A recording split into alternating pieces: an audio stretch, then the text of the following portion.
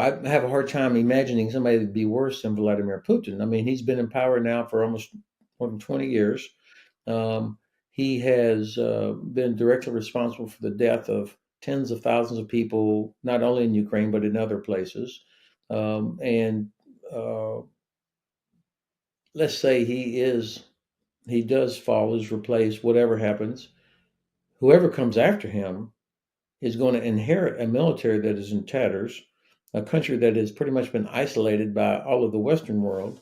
And Russia is a big, gigantic gas station for China, selling oil and gas to China for much reduced prices than what Russia used to get. So, um, whoever comes next, what are they going to do that's worse than Vladimir Putin? That's, I think, you could argue different ways about that, but as I look at it, hard to imagine a worse for the rest of us, a worse person than Vladimir Putin.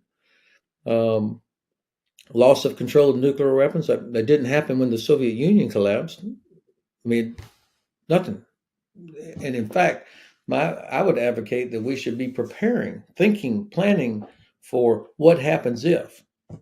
I'm not in favor of purposely creating regime change. We have a bad record of that ourselves, of when we've tried it in the past. But we would be foolish not to plan for what might happen. What happens to those nuclear weapons?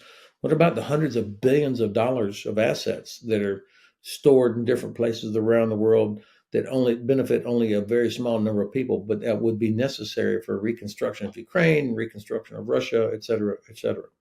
And then, of course, control of the oil and gas infrastructure. Nothing happened to that at the collapse of the Soviet Union. So I'm skeptical that somehow it would just all go into total chaos at the collapse of the current uh, regime of the Russian Federation.